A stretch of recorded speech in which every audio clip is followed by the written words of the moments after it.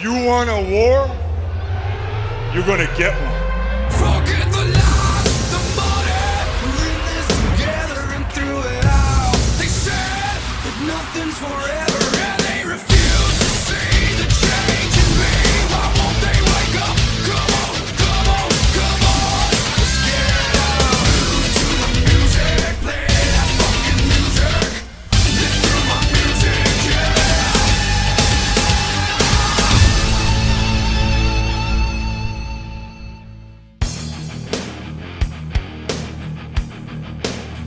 Welcome back to Reliving the War, and welcome to the 17th of November 1997. WWF Raw is a taped show tonight from Cornwall, Ontario, Canada, while WCW Nitro comes live from Cincinnati, Ohio. Both companies are still feeling the effects of Survivor Series 1997, and now that a week's passed since the Bret vs. Shawn match, we're going to witness how both the WWF and WCW decided to deal with the whole Bret Hart situation. This is going to be a good one this week. WCW presents World War III later in the week. As always, you can expect a pay-per-view review this Sunday on the channel, and we'll find out who faces the WCW champion after the Sting vs Hogan bout at Starrcade. Let's jump right in and get started then with episode 108 of Reliving the War. Raw starts off with a video that shows what happened last week when the show went off the air. Slaughter pulled referee Mike Chioda out of the ring, he shoved HBK, Shamrock performed a schoolboy pin, and Slaughter counted to 3, even though Shawn wasn't officially involved in the match. We'll of course hear from DX and Sergeant Slaughter a little later on. We've got a Stone Cold Steve Austin promo over on Raw to kick things off on the USA Network, and on TNT, the NWO are going to welcome us to Nitro. Scott Hall conducts his survey before sending a message to Six. He says all's well in the NWO, and he leaves it at that. And then Scott has a few words for Larry Zybsko. He says he, Nash and Bischoff watched some old Larry Zybsko tapes, and even when they put the video on fast forward, Larry still didn't move. Larry wants Scott to come over to the commentary table all alone, but Hall's not going to do that. Kevin Nash says the Steiners didn't beat the Outsiders to win the tag belt, so Hall and Nash are the true champions. Remember, Six stood in for Nash. And as for the Giant, Kevin says the big man can call himself the one true Giant if he wants, because Kevin's happy being 6'10", sexy, and just too sweet. So Eric says there were some big surprises last week and the NWO want to do it again this week. Bischoff then introduces Hulk Hogan. Hogan comes out and he points to the entranceway, and holy shit, Ravishing Rick Rude of D-Generation X has jumped ship and joined the New World Order. For those wondering, Rude wasn't under contract in the World Wrestling Federation. He was working on a per appearance basis with a handshake agreement, and he could legally join any wrestling organisation anytime he wanted. So here he is, now part of the NWO and making history. Rude gets in the ring and he says what a difference a day makes. This'll make sense a little later on. And Rick says he's going to take his 15 minutes of fame to talk about the rights and wrongs in the world of professional wrestling. What's wrong is Shawn Michaels claiming to be a champion when he didn't beat Bret Hart. What's wrong is Vince McMahon instructing a referee to ring the bell in order to rob Bret of his title. But what's right in the world of wrestling is for Bret Hart to abandon the Titanic and swim to the refuge of the New World Order. What's right is for the NWO to take over WCW, and what's right is for the NWO to take out Sting. Rude says he's going to take this second chance to help the NWO wipe out Sting once and for all. Hogan says the whole Brotherhood's here tonight, Hollywood will live forever, NWO for life. Basically, Hulk has nothing to say before the promo wraps up, but what a play by Eric Bischoff getting Rick Rude in such short notice. Rude was legitimately upset with what happened at Survivor Series and he didn't want to work for Vince McMahon anymore, so it was a perfect opportunity for WCW to sweep in and grab another legend of the wrestling business. It's confirmed over on Raw that Steve Austin vs Rocky Maivia is going to take place at D-Generation X in your house. Austin doesn't want to wait though. He says if Rocky thinks he's something special and Rocky thinks he can beat Stone Cold, then Rock should bring himself out to the ring and Rock can bring anyone he wants with him too. The Nation's music plays, the faction have a quick discussion on the entranceway, and Rock decides to leave while Farouk Kama and D'Lo make their way down to the ring. The Nation surround Austin. D'Lo decides to jump in and try to take out the IC champion. but Austin hits a stunner and D'Lo's already done for. Rocky then slides into the ring. He takes the Intercontinental Championship belt. Farouk and Kama help D'Lo out of the ring and the Nation head back up the ramp. Rock now has Austin's property and Austin realizes that he was just set up. This Maivia boy sure has some gigantic balls taking that IC title. Austin grabs a headset at the commentary table and he says he'll get his belt back tomorrow at the airport when Rock has to go through security. Rock isn't safe anywhere and Jim Ross looks a little shaken up as Austin leaves.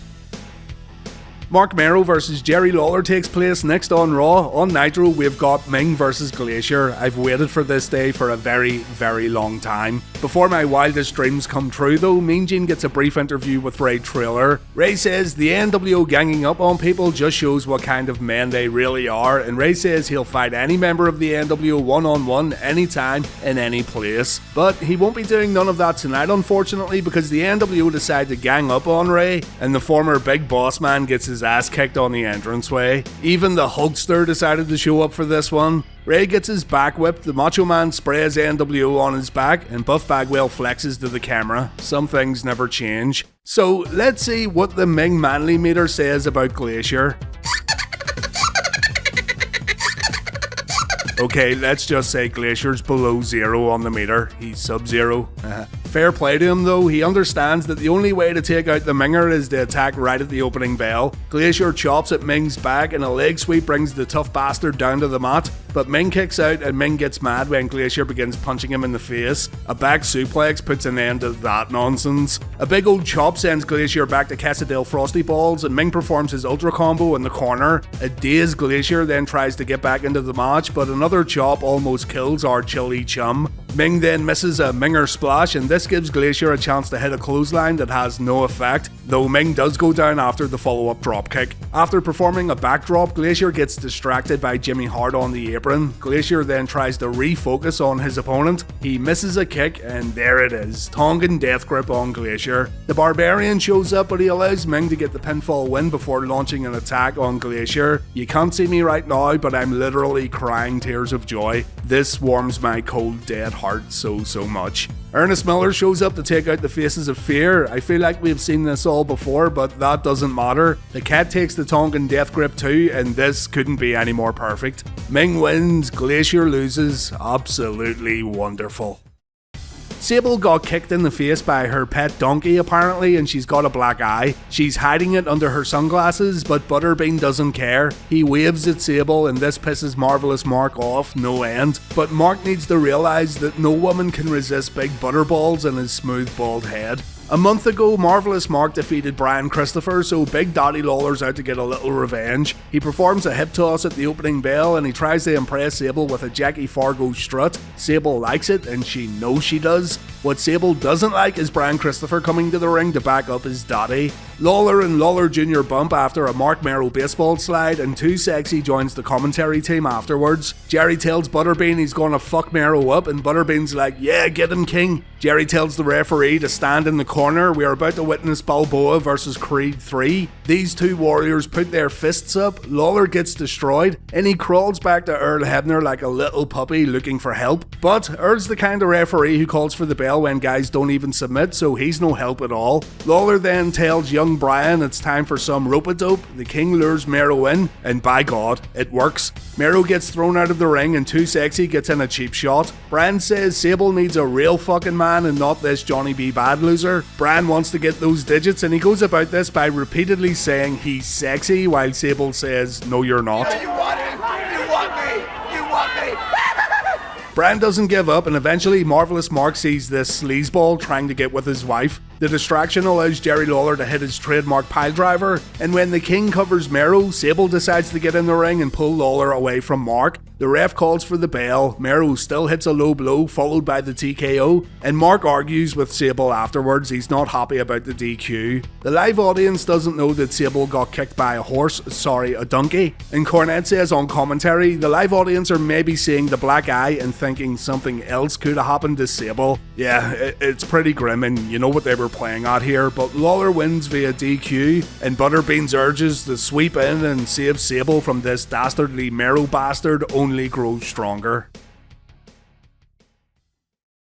Skiddle-dee-doo, skiddle-dee-dee, Alex Bratwurst, put it in me.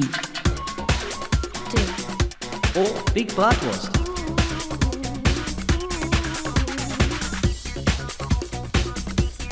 The WWF present the infamous Bret Screwed Bret interview next, while on Nitro we've got Alex Wright versus Steve Mongo McMichael. This is a match we've seen before. Alex defeated Mongo at Halloween Havoc, so let's see what happens here in match 2. Alex starts off strong, but a back body drop and a forearm to the head puts Das Wunderkind in his place. Deborah talks smack to her husband and Alex takes advantage. Mongo takes 2 European uppercuts. He stays on his feet, but the third one makes Steve go down in spectacular fashion.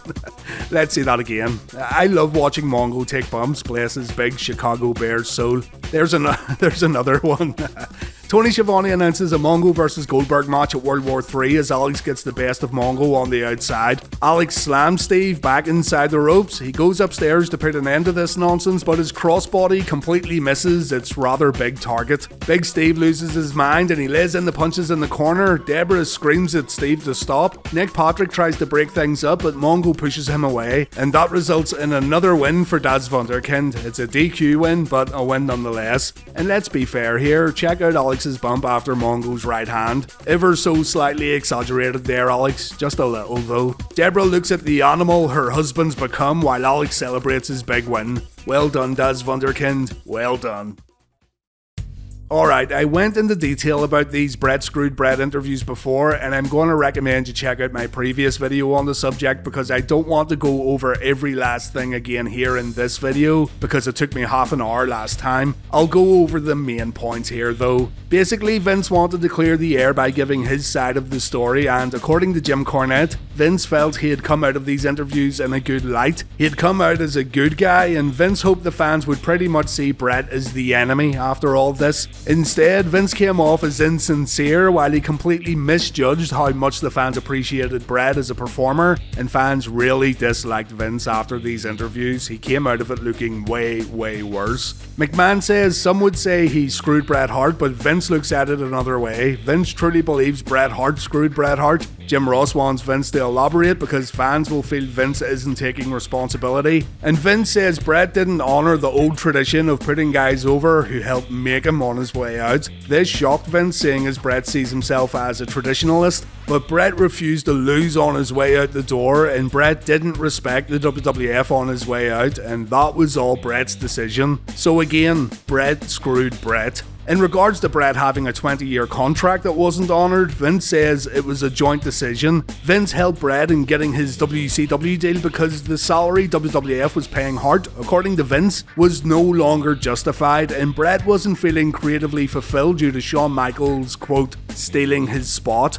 Vince is making it out here like Bret was eager to leave and get that Turner money, with Vince saying more than once that he didn't really want Bret to go. Vince was disappointed when Bret hit him. He says he got a concussion. He considered pressing charges, but he's not pursuing it at the moment. That came off as a real weak threat, by the way. And Ross ends this part of the interview by asking McMahon how would he have liked the Bret Hart story to have ended in the World Wrestling Federation, what would have been the best outcome, what was the ideal way for Bret to leave. And Vince says it would have been a dramatic story that would have gave Bret dignity. Bret would get pinned, but he would stand up afterwards and show the world what a true champion he really was. Bret would congratulate his opponent, he'd shake his hand, and he would have been proud to have shown all the boys in the locker room and all the staff in Titan Towers that that's how a true champion goes out. But Vince says he has no sympathy for Bret after what happened. Bret made a selfish decision. He didn't do the right thing for the business, the fans, or his peers. Bret screwed Bret, and McMahon repeats he has no sympathy whatsoever for Bret Hart.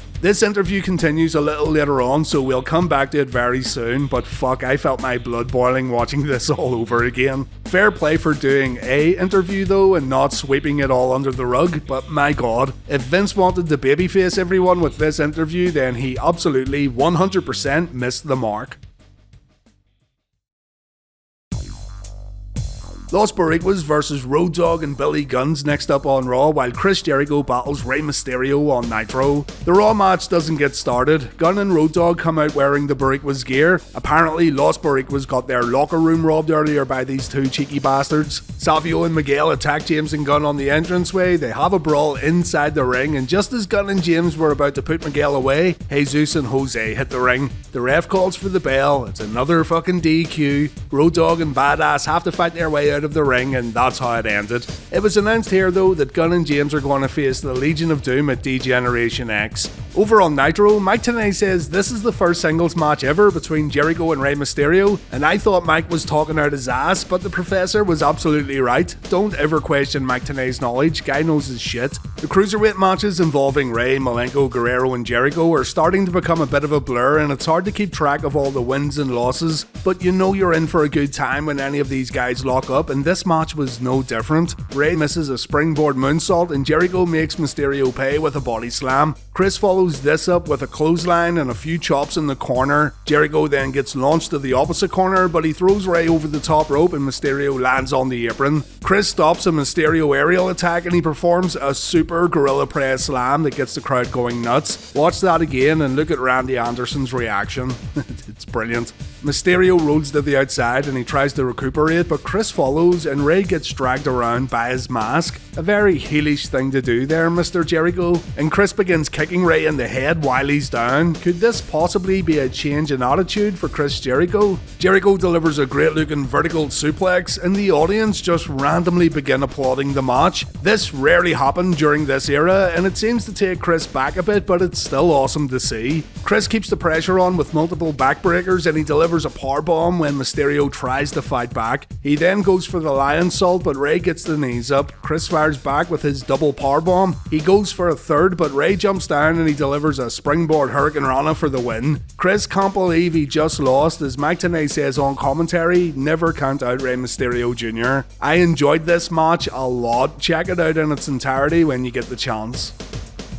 Eric Bischoff confronts Larry Zybsko next on Nitro, while the WWF put on a Minis tag team match. So we have Max Mini, Nova and Mini Taurus versus El Torito, Tarantula and Battalion. Look at that absolute fucking battalion right there, lads. Jesus Christ. Sonny refereed the match because if there's anyone that knows about Law and Order, it's definitely Sonny. And we get around 3 minutes of action here. All good fun, of course. Sonny even gets in on the action and... oh shit, oh no. The big red machines here and the mini wrestlers start running around the ring losing their minds. Wholesome Jim Cornette tries to hide the mini wrestlers. Actually no, he tells them to fuck off, but nonetheless, the little wrestlers hide behind the commentary table and Kane looks like he's gonna eat these guys for lunch. The headbangers show up and they smash their repaired boombox over Kane's head, but it has no effect. Even tandem aerial attacks can't knock the Devil's favourite demon off his feet. Mosh and Thrasher end up taking chokeslams and tombstone piledrivers. Kane and Paul Bearer still want The Undertaker, and it looks like everyone's fair game on the path of destruction. On Nitro, the commentary team talk about the NWO being on a roll recently with the signings of Bret Hart and Rick Rude, and there's also been these recent attacks over the past few weeks that have solidified the NWO as the aggressors in this company war, but little do the commentators know there's another attack that's about to get launched right at this moment. Eric Bischoff shows up and he says he's sick of hearing Larry Zybsko talking crap on commentary. Larry takes the headset off, he squares up to, quote, Eric ripoff, and Bischoff backs down. Larry puts his headset back on, he tells Tenay and Schiavone to come back and do their jobs, but then Eric runs back and he gives Zybsko what I could only describe as a playful little slap across the head. The living legend then goes after Eric, but of course it's a big ol' ambush. Joke's on you, Eric, because here comes a fan trying to take Eazy-E down, and the fan had a great opportunity too, but he didn't make the most of it unfortunately, and he ends up getting a boot from Buff Bagwell. Bischoff kicks Zybsko while the NWO hold him up. The boys then attack Zybsko while he's down. Zybsko gets kicked again. The living legend gets wrecked by the NWO and Bischoff stands victorious over his fallen adversary. Villano IV tries his luck next against Diamond Dallas Page on Nitro. Over on Raw, D-Generation X cut a promo. So here's Ravishing Rick Rude. You guys know the story. Raw was taped this week, Nitro was live. Rick Rude makes history by appearing on both shows on the same night, but what nobody talks about is how blunt Rude is here over on Raw. He doesn't do his usual button your lips and open your eyes promo that he's been doing for weeks. He just says, it's time for D-Generation X, hit the music, that's it. It's clear as day that Rude didn't want to be on Raw anymore, but yeah, really fascinating stuff, and another excellent Monday Night War moment. Rude was part of DX and the NWO from a TV standpoint on the same night. The WWF decided to give everyone seizures by playing the DX Titantron during the faction's entrance, flipping to the arena and flipping back to the Titantron video very quickly. It is unique though, and it becomes standard practice from this point on. HBK says Shamrock didn't beat him last week. Shawn wasn't involved in the match, but seeing as Shawn ran Bret Hart out of town and seeing as Shawn has beaten all of Bret's family, it's now time to start beating up Bret's friends just like Mr. Shamrock. Someone has a problem with Shawn's duck in the audience and give the guy a break, little dude's been hitting the gym constantly. Triple H calls out Sergeant Slaughter and out comes the commissioner. He mocks Shawn by counting to 3 and HBK says, "You're damn skippy, you better applaud the champ, chin boy." Triple H tells Slaughter that DX make the rules, DX run the WWF, not Slaughter, and the next time Slaughter sticks his chin in DX's business, it's going to be the last thing he ever does. Hunter says he heard Slaughter's been having problems with his privates, he's having problems going past half-mast, so Hunter says he might have to swing around Slaughter's house, show Slaughter's wife his Lance Corporal, and Hunter will show Slaughter's old lady what standing at attention is all about.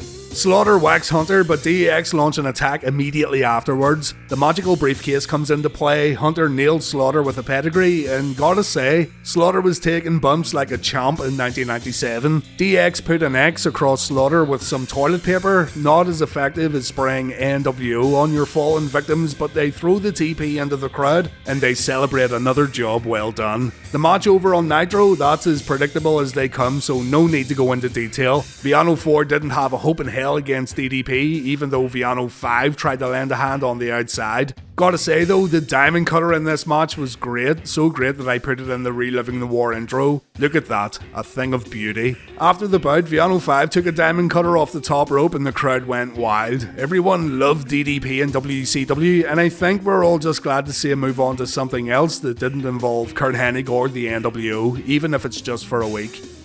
Light heavyweight action on Raw, Scott Taylor versus Eric Shelly plus a Marc Mero promo. Over on Nitro, we've got Eddie Guerrero versus Dean Malenko. Again, I'm not going to go into detail with Malenko versus Guerrero. It's a match we've been seeing since episode 4 of Reliving the War. We've looked at this match 5 times in total, including their uncensored 1997 bout, and this is really just a testament to how well these two guys work together. Guerrero versus Mysterio gets all the praise, but you're missing out if you don't check out a few Guerrero versus Malenko matches too. The Cruiserweight title was on the line here, and Rey Mysterio came out to watch the action. Remember, Rey gets a title shot this week at World War III. This one had a pretty interesting finish. Eddie delivers a superplex and it wipes both guys out. Eddie slowly gets back to his feet and he goes up for the frog splash. Dean wakes up, Dean goes over to Eddie, and again both guys get wiped out, this time with a big back suplex from the top rope. The difference this time though is that neither guy can stand up after the move. Charles Robinson counts to 10 and the match is ruled a draw. The back suplex did look great in slow motion, but this means Eddie retains the title and Eddie's going to face Rey Mysterio this week at the pay-per-view. On Raw, the light heavyweight tournament continues with Scotty Too Hotty versus Shelly Too Smelly. Here's our brackets, and we've got Aguila and Taka in the first semi-final, and we might see the illustrious battle of Too Cool in the other semis if Scott Taylor can beat the legendary Eric Shelly. During the match, Jeff Jarrett called in. He was pissed off that the WWF are still talking about Bret Hart instead of promoting his big announcement. The Hitman's no longer with the World Wrestling Federation, so why the company are wasting airtime talking about the past is beyond Jarrett. But Jeff says next week he's going to wrestle on Raw's War. He says he's not going to let anyone down and he's going to show us all why he's the greatest wrestler on the planet. Bold claims here from the former Double J. It'll be interesting to see how that match plays out next week. Shelly and Taylor didn't do too bad here, but the crowd was absolutely dead from bell to bell. There's a real lack of charisma going on, but thankfully a change in character would help Scott out immensely in 1998. Scott wins this one with a diving DDT. Immediately after the match, Mero comes to the ring with Sable and he demands that Jim Ross gets in the ring and interviews him.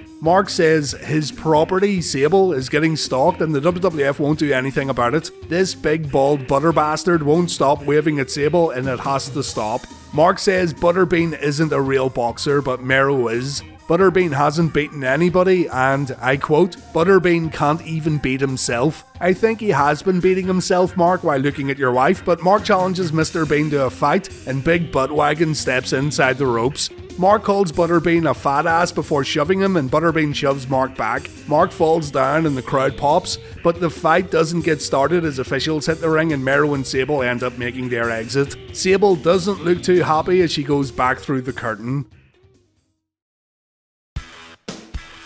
The second part of the Vince McMahon interview's up next on Raw, and on Nitro we have Scotty Riggs versus Perry Saturn. Smackhead Kidman's been given permission from Raven to ask Riggs one more time if he'd like to join the flock. Parrot Riggsy says, nah mate, I'll take the TV title shot instead. Saturn takes Riggs down and he bashes his head on the canvas, but Scott replies with a back elbow and a dropkick, and Saturn ends up on the outside. The commentators compare Saturn's role in the flock to that of Arn Anderson in the Four Horsemen, and I'm not so sure about that. Flock business doesn't sound as important as horseman business. Flock business sounds like selling Kidman's body and using the money to buy Soundgarden and Pearl Jam albums, maybe even the odd bootleg PS1 game. Saturn slides out of the ring when Riggs goes for a clothesline. He then suplexes Riggs to the outside and Scott loses his eye patch. Old Patchy the Parrot gets body slammed on the protective mats, and back in the ring, Saturn performs a hammerlock belly to belly. Saturn gives Raven a good look at Riggs before Raven takes his seat again next to Sick Boy and Van No Jammer, and it looks like the big zombie grunger left his makeup bag at home this week. Riggs loses the bandage or the plaster that was over his eye after another suplex, and he's gonna wrestle the remainder of the match trying to remember to keep his eye closed.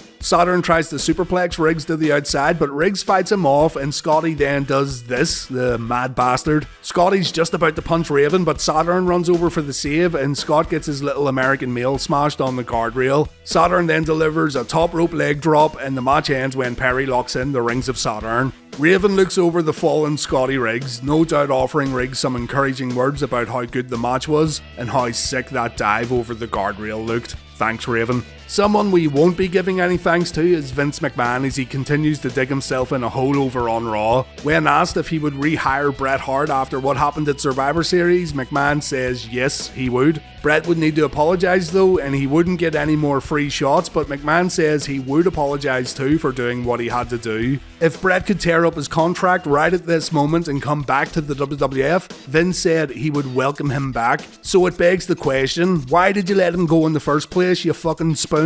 Vince then says Bret Hart sold out and it's not a big deal because Vince helped him sell out. The WWF will go on without Bret, but on a personal level, Vince says the departure has affected him. He regrets that he was forced into making the decision he made at Survivor Series. He regrets that Bret didn't make the right decision in honouring the traditions of the World Wrestling Federation. He regrets that Bret's fans got hurt, and he regrets that both Bret's family and his family, particularly Shane, who witnessed Vince getting knocked out, has to endure this tirade that Bret's going on. But Vince said he made the right decision for the fans and the wrestlers who remain loyal to the World Wrestling Federation. Vince says he had to do it. He's unwavering in his point of view. Vince hopes he and Bret will get together again, but it's too bad a 14-year relationship was destroyed because one member of that relationship forgot he's in the sports entertainment business. A part of Bret will always be in the World Wrestling Federation. Vince is going to remember the good times and the stories that Bret told in the ring, but in the end, and this is the kicker, Bret really wasn't the best there is, the best there was, and the best there ever will be. He failed to live up to that title in his last WWF match.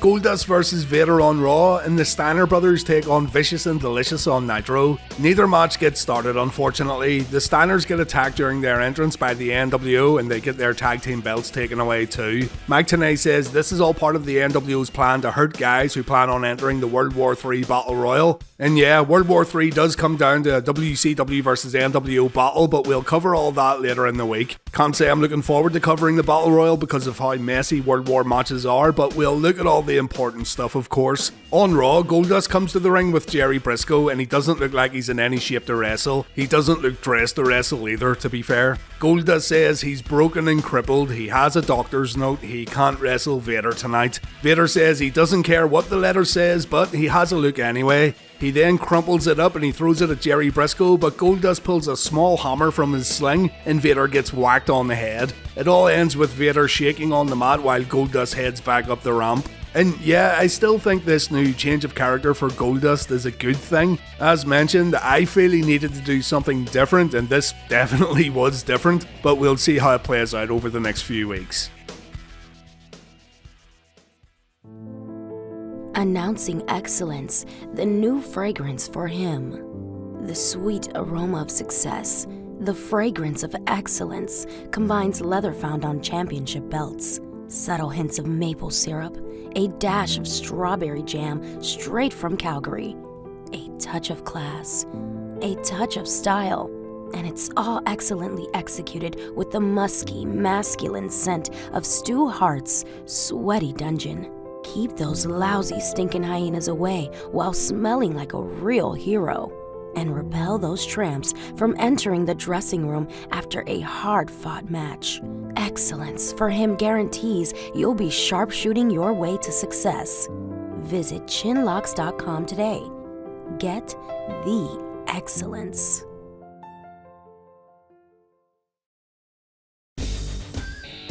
Sergeant Slaughter addresses D-Generation X on Raw while we get a Curt Hennig vs Lex Luger rematch on Nitro. Slaughter says he knew when he accepted the commissioner role that it wouldn't be easy. He put away his fatigues and his Cobra clutch and he traded it in for a sports coat and a rulebook. The fans have cheered Slaughter, the fans have booed Slaughter. The commentators have said Slaughter's drunk with power, but the Sarge feels he's done a good job. Tonight though, DX, in particular Triple H, got personal and a line was crossed. So at D-Generation X in your house, the commissioner's ordering Helmsley to get in the ring with Slaughter himself. The sport coat's coming off, the Sarge is going to lace up his combat boots, and Triple H is in for the fight of his life. So there you have it, Triple H vs Sergeant Slaughter is going to take place on pay-per-view. On Nitro, Curt Hennig comes out again wearing Ric Flair's robe, and I could have swore Rick got that back at Halloween Havoc. It's a bit symbolic of WCW putting on the same shit week after week and no one keeping track, especially when it comes to Curt Hennig. Curt isn't too eager to get in the ring and start the match, so Lex forcefully brings Hennig in, and the total package goes to work. Curt goes down after a clothesline, he gets his ass kicked in the corner and he performs the Flair flop, but a good old thumb to the eye stops Luger's momentum and Curt goes on offense. We see the snap mare and neck snap, Curt chokes Luger on the second rope, Lex gets kicked while he's down, but all this just makes Luger mad. Lex begins no-selling and he turns Hennig inside out with a lariat, he then performs a vertical suplex, but Curt gets a chance to regroup a little after snapping Lex's neck on the top rope. Two knee lifts keep Lex down and then Hennig applies a sleeper. This takes up a good chunk of match time, but Lex eventually gets out with a back suplex and Hennig flies out of the ring after an inverted atomic drop. On the outside, Lex tries to keep the pressure on, but Curt throws Nick Patrick into the challenger, and Curt then uses his US title to whack the total package. Back in the ring, we see the perfect plex, but Patrick calls for the bell. We have another DQ finish. Shocker. Curt shoves Patrick, he begins attacking Luger while he's down, and the Giant ends up coming to the ring to make the save. Not a very good match if I'm honest. Nothing changes, and it doesn't lead to anything either. Raw ends this week with a Dude Love vs Rocky Maivia match, while over on Nitro we have The Giant vs Scott Hall. The Rock's got Steve Austin's IC title and he's wearing it with pride. He says the IC title isn't on the line in this next match, and he says The Rock's a lot of things, but he's definitely not a thief. When Rocky was the IC champion, the fans thought he was the best IC champ there ever was. The people want The Rock, and The Rock has answered the people's call. The IC belt gets left at the commentary table, and Cornette wants no part of it. He's afraid Austin's gonna come back and reclaim it. In the ring, Dude Love dodges a corner attack, and what a story these two would end up having in the WWF 2 when all was said and done. Foley gives a clean break in the corner, and he stops The Rock from getting in a cheap shot. Rock then does well to loosen up the shoulder a bit, but a thumb to the eye from the more experienced Foley puts The Rock in his place, and the two trade wrist locks and waist locks. That ends when Rock goes flying out of the ring. The match resumes with Dude Love blocking a few strikes, but Rock replies with a DDT. The crowd chants Rocky sucks as Foley gets punished in the corner, and Maivia is keeping the pressure on as we go to commercial break. We come back in time for the People's Elbow, but Mick builds his comeback after a back elbow. Maivia takes a few strikes in the middle of the ring and he gets his head smashed on the top turnbuckle pad. Foley warms up the band for sweet shin music. We see the super kick, we see the double arm DDT, and then the Nation run in to break up the cover. Another fucking DQ finish. The Nation hold Foley up while Rock grabs the IC belt, but Steve Austin runs down for the save and Maivia quickly gets out of the ring. Rock still has the IC title and he lets his Nation teammates take a beating from Austin and Foley, and Raw ends with Austin looking up at The Rock as the future Great One gloats while holding the belt. Rock and Foley definitely had chemistry and their match flowed pretty well too. It's really remarkable how this heel turn has made Rock a better wrestler, and his new heel persona was gaining more and more traction every week. The WWF should be applauded for taking a risk here with Maivia because it's definitely paying off. Scott Hall versus the Giant then. There's been quite a few names missing from Nitro this week. No Ric Flair, no Sting, no Ultimo Dragon, no Disco Inferno for fuck's sake, no Harlem Heat, no Goldberg. Seems like a lot of lads got the night off, but I must say, Nitro hasn't felt half as bloated either, which is definitely a good thing. Unfortunately, that doesn't last long. I guess Sting could still show up during this match though. Kevin Nash joins the commentary team for this one. Hall dodges a haymaker from the big man and he tries his luck with a lockup. That didn't go too well. Giant embarrasses Hall by setting him up on the top turnbuckle and playfully slapping his face before walking away. Hall didn't find this very funny, so he throws a few right hands, but again he doesn't get too far. The Giant destroys Hall with a few chops. Hall gets slammed to the mat and Hall decides to get out of the ring and reconsider his next steps. Giant grabs Hall by the throat, but Scott uses the turnbuckles and ring post to his advantage and Scott now has a chance. The Giant's big hand becomes a target and it looks like Hall's done enough damage to slow the big man down. Someone isn't a Taz fan it seems as Scott begins stomping on the Giant's hand in the ring. Giant begins no-selling and he gets to his feet. He then hits Scott with his injured hand, but he shrugs away the pain and Scott gets nailed with a big boot. The Giant then goes for the choke slam. He can't keep his grip around Scott's throat, but he's gonna try one more time. And then the NWO hit the ring. Hope you like DQ finishes because we've had quite a lot this week, to say the least. The Public Enemy, the Villanos, Chris Jericho, Goddamn Glacier, Dean Malenko, everyone hits the ring to fight the NWO, and it looks like World War III is going to start early on Nitro. This is how Nitro ends, so no stinger this week unfortunately.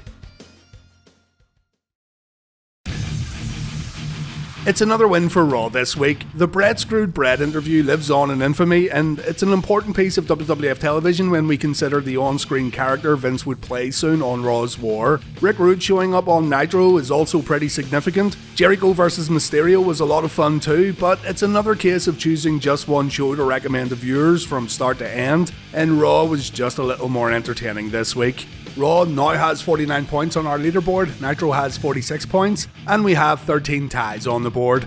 In the television ratings, Nitro wins with a 4.1, while Raw posted a 3.1.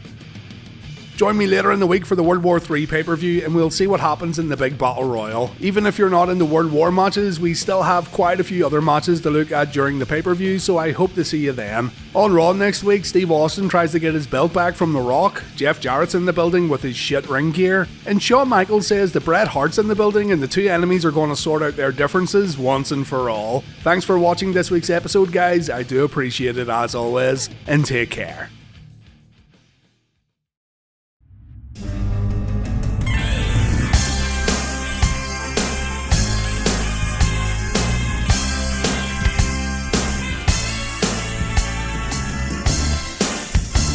A big thanks to all the guys supporting on Patreon. These guys get to see videos a little early and they have access to a big collection of remixes that you hear in the Wrestling Bios videos, so join up if that sounds like something you'd be into. Friends of the channel and Hall of Famers include Edward Archer Wrestling, check out that channel over on YouTube if you're into wrestling games. Jason XP3, who uploads gameplay and walkthrough videos over at Ultra XP Gaming on YouTube. And the Super Game and Chill Bros, those guys upload a ton of different videos centered around gaming and having a good time. Check all these guys out and let them know Wrestling Bio sent you. Thanks very much to all Patreon supporters for your continued support.